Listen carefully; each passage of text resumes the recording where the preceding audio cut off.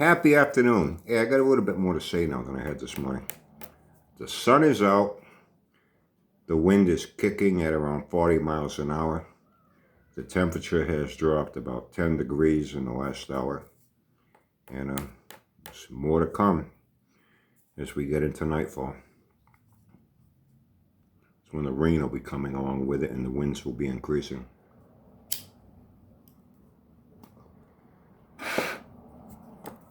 You know, last night we had a little discussion on Will's live stream. You know, I mentioned, I've seen it for a long time. There seems to be a growing trend towards junk. Bond finds. Oh, we found this 65 Buick Wildcat sitting in a field for 50 years. It hasn't been started. Let's do a first start, you know. Cold starts. That was a fucking joke. First washer. Oh, we found this car in a barn. It hasn't been washed in 30 years. Hey, who wants to watch me wash a car? Is that going to make your fucking day or what? I don't know, man. I don't know. Junk, four-door, a lot of four-door shit boxes. Shit boxes. That's what they are. You know?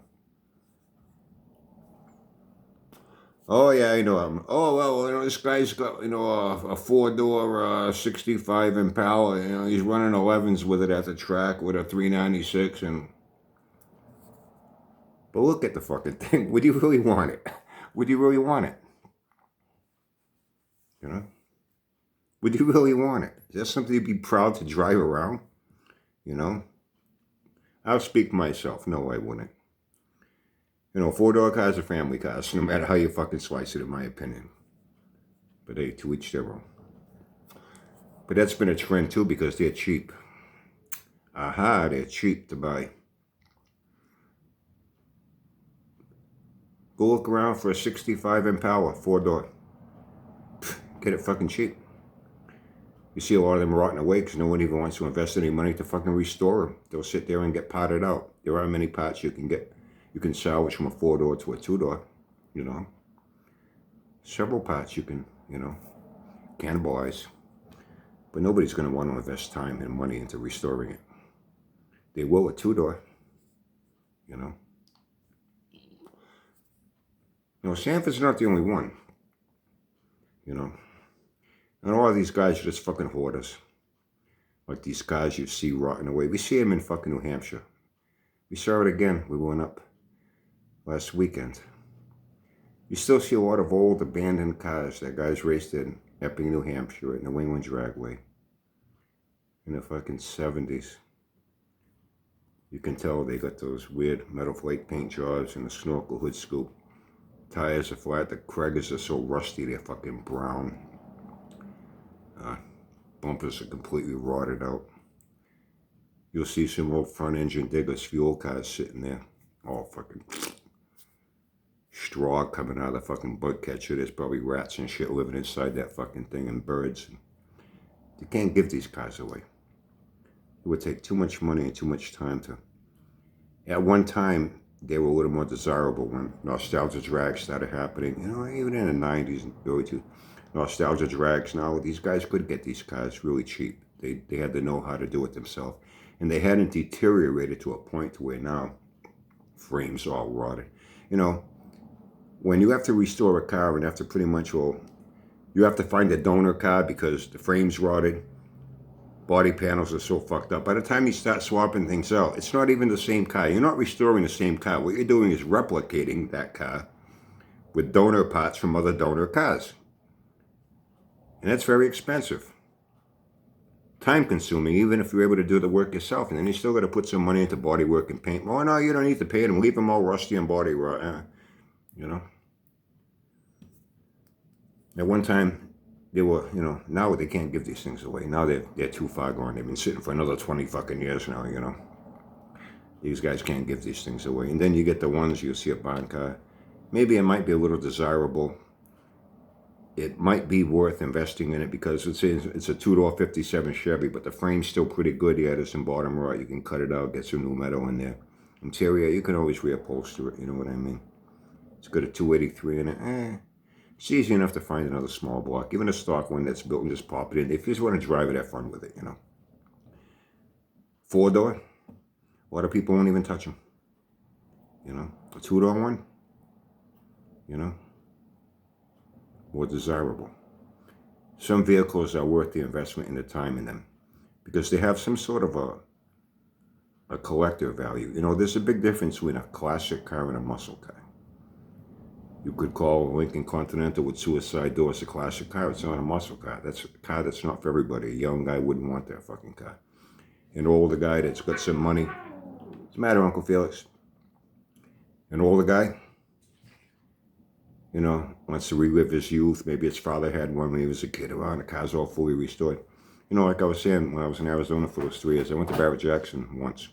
It wasn't too far from the condo I owned there. I wasn't going to buy anything. And I watched a lot of cars go across the block. The only 4-door cars that crossed that block were, I think there were 3 of those Lincolns with the suicide doors. And a few very old Cadillacs. That, even a Lincoln convertible, 4-door suicide door convertible. They went for like 55, 60 grand, you know what I mean?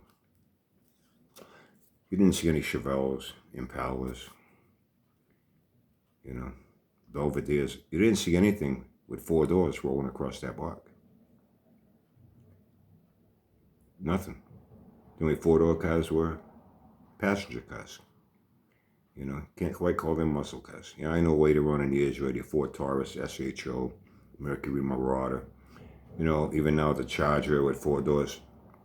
But we're talking back in the classic car era. But a lot of guys want to take junk, and now they not only want to elevate it to a fucking classic car status, now they want to also elevate it to a fucking muscle car status. It's a classic muscle car. No, it ain't. It's fucking junk. 4-door fucking junk. Deal with it. But they're cheap to buy. You know, Sanford talks people out of getting good things. That's why he talks people out of buying new parts. Oh, you don't need new parts. Use old parts. Use old parts.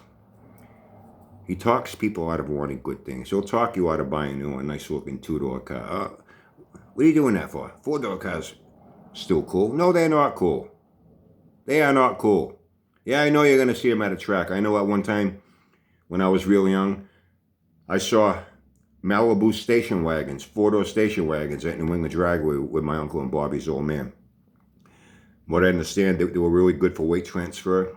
With the overhang in the back, actually put extra weight over the rear axle. They were better for weight transfer. They were better for, you know, planting power to the ground.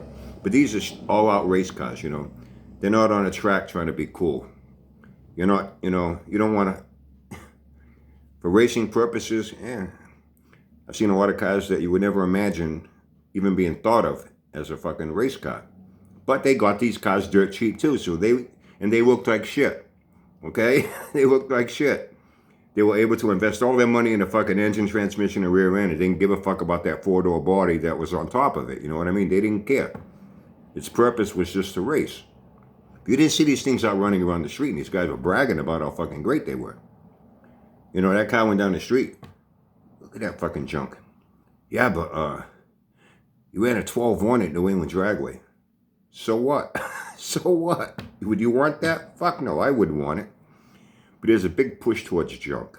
I hear even at car shows now, they have a whole classification of bond finds. These things are so fucking pathetic. They are not worth restoring. Even if you're a multi-millionaire, the amount, like I said, most of these cars wouldn't even end up the same car. You'd have to, gotta find it. We need a frame. We need an interior. Quarters are so badly rotted out halfway up, you know, we can't even get, we got to find quarters, and now you got to go around looking to source out fucking junk parts from, you know, cannibalizing other junk cars. It's not worth the time or the money. But now they're glorifying it. Now, Sanford's not the only one that glorifies junk. I see a big trend on here. You know, junk is cool these days. You know, you don't have to spend money on junk. That's why it's cool. It's fine. Have your junk. Enjoy your junk. However, do not insult car guys that actually do care about hot rods and classic muscle cars. Don't even think about trying to elevate your junk to their fucking level. But that's what you guys do. That's what Sanford does. You know what I mean? And even then, it's not cheap. Like I said, with my ex-boyfriend did, you know, for that 27 grand with that thing, that 4-door fucking Valiant or whatever. Don't even have paint on it. Don't even, you know. Don't even have, 2 wheels pulling in the back. He's doing his 1-wheel peels with that thing.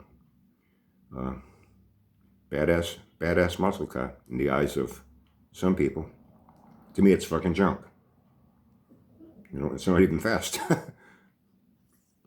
Sanford's baby bought a rocket. He's got about $6,000 into that thing in all these years. $6,000 into it. You know what I mean? It's retired. It's going to sit there, and that'll be one of those cars that'll fucking rot away. Like, you get these old fucking hillbillies, and, I say hillbilly. We got our hillbillies around here. You get out to Lakeville and Freetown, it's like a whole different fucking world there here in New Bedford and Fall River, and, Paid Narrum, Mattapoisett. We got our little farm cultures around here too, and yeah, there's a lot of farms out there, dairy farms, horse ranches.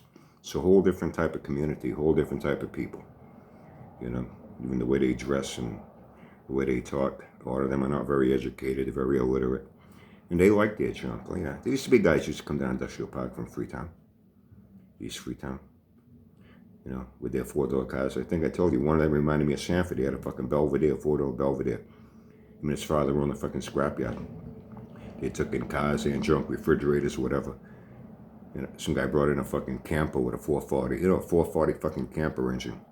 He dropped it in there. The thing was all rotted out, rusty, dented up. He had it jacked up to here with his white Gabriel hijacker air shocks. And with headers, we just had a thrush header muffs bolted to it, no exhaust, thing smoked and ran like shit, 1-wheel peel in the back. He thought he had a badass hot rod, man. People fucking laughed at him. Smoked oil like you wouldn't believe.